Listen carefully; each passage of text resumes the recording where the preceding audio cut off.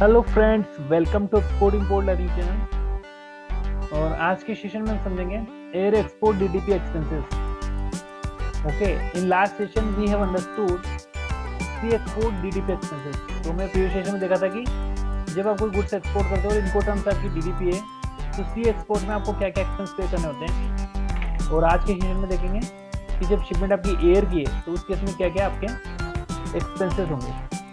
ठीक है, तो समझ लेते हैं। जैसे फॉर एग्जांपल आपने कोई डीडीपी शिपमेंट आपकी इनको टर्म्स है। हमने प्रीवियस सेशन में देखा था कि जो डीडीपी इनको टर्म्स किस केस में होती है, जब हम एक्सपोर्ट कर देते हैं और कार्गो आपका सही नहीं हो, तो इंपोर्टर को सही सिचुएशन में नहीं मिला, गुड कंडीशन में नहीं मिला हो, तो उस केस में दोबारा एक्सपोर्ट करना पड़ता है। वो सारे जो एक्सपेंसेस वो डीडीपी टर्म्स में होते हैं जो हमें सीपर को पे करने होते हैं। In the same way air की बात करें हम यहाँ पे, तो यहाँ पे भी ऐसा ही होगा।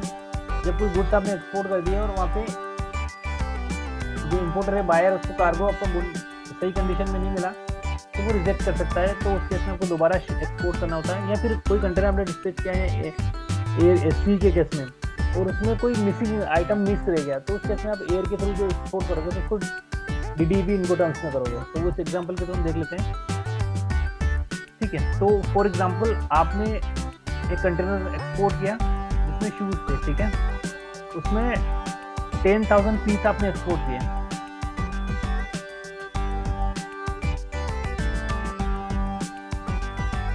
तो हमने एक कंटेनर एक्सपोर्ट किया जिसमें 10,000 यूनिट शूज हमने एक्सपोर्ट किए।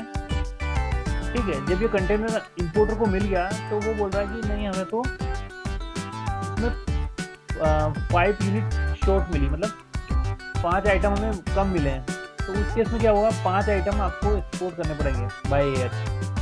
ठीक है, तो यहाँ पे क्या होगा, आप एक इनवॉइस प्रिपेयर करोगे, उसके डीडीपी टर्म्स रखोगे और एफओसी रखोगे, क्योंकि उसका पैसा तो आप ले नहीं सकते क्योंकि ऑलरेडी आपने उसका पैसा कंटेनर की शिपमेंट में ले रखा है। तो वो जो मिसिंग 5 यूनिट है उसके लिए हम डीडीपी इनवॉइस प्रिपेयर करेंगे। तो कैसे होगा, इनवॉइस शिपमेंट एफओसी होगी और इनको पेमेंट टर्म एफओसी होगी और इनको टर्म क्या होगी, डीडीपी।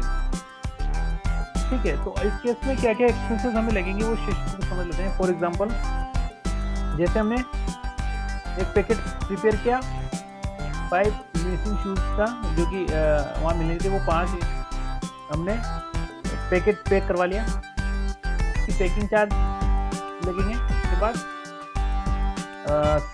जो आपका चार्जेस होगा फैक्ट्री से लेके एयरपोर्ट तक का। ठीक है, ट्रांसपोर्टेशन चार्ज लगेगा आपका सबसे पहले। और ट्रांसपोर्टेशन चार्ज हम चेक करते हैं कितना लगता है। ट्रांसपोर्टेशन आपका हो सकता है जैसे आपका एयरपोर्ट से आपका फैक्ट्री कितना दूर है। ठीक है, 5,000 हो सकता है, 1,000 हो सकता है, 2,000 हो सकता है। तो ट्रांसपोर्टेशन चार्जेस आपके लगेंगे। ठीक है, इसके बाद में जो चार्ज होगा आपका कस्टम क्लियरेंस चार्जेस।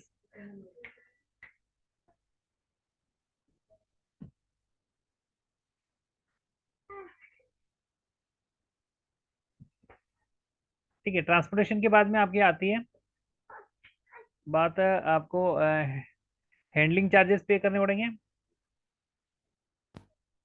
ठीक है, ट्रांसपोर्टेशन हो गया, हैंडलिंग चार्जेस हो गया आपका गुड्स को हैंडल करने का। उसके बाद में आपका एयरवे बिल फीस हो गया, डॉक्यूमेंटेशन फीस हो गया, एजेंसी चार्जेस हो गया, कस्टम क्लियरेंस चार्जेस। इसके अलावा आपकी वहाँ एयरपोर्ट की हैंडलिंग चार्जेस हो गया, टर्मिनल हैंडलिंग चार्जेस। ठीक है, इसके बाद में बात करें तो फ्रेट आपको पे करना होगा, फिर डेस्टिनेशन की ड्यूटी पे करनी होगी और डीडीयू चार्जेस। ठीक है, डेस्टिनेशन के बाद के जो जितने भी खर्चे होंगे वो सारे आपको पे करने होंगे। ठीक है, मतलब है कि आपके वहाँ पे जैसे ही एयरपोर्ट पे जब कार्गो आपका अनलोड होगा, वहाँ पे कस्टम क्लियरेंस होगी और उसके बाद वहाँ की जो ड्यूटी बनेगी वो सारी एक्सपेंसेस आपको पे करने होंगे। के मतलब बाद में आपके ड्यूटी में वो चार्ज भी आता है कि जो पोर्ट ऑफ डिस्चार्ज, मतलब जो एयरपोर्ट से लेके कस्टमर की फैक्ट्री तक जो आपके बॉक्स जाएंगे, वो बॉक्स जाएगा जो जिसमें आपने शूज एक्सपोर्ट किए थे, वो वहां तक पहुंचाने का जो ट्रांसपोर्टेशन चार्ज होगा वो भी आपको पे करना होगा। तो इस प्रकार से सारे चार्जेस पे करने होंगे। ठीक है, इस प्रकार से जब आपके गुड डिस्पैच हो जाएंगे, आप बैंक में डॉक्यूमेंट लगा दोगे और आपकी पेमेंट तो इसमें आएगी, क्यों नहीं, क्योंकि ये आपकी शिपमेंट एफओसी है। ठीक है, तो यहाँ पे बैंक में डॉक्यूमेंट लगाने की भी इसमें जरूरत नहीं है। ठीक है, तो इस प्रकार से हमने देखा कि जो सी एक्सपोर्ट की शिपमेंट होती है, उसको जब हम एक्सपोर्ट करते हैं तो क्या क्या एक्सपेंसेस आपके आते हैं।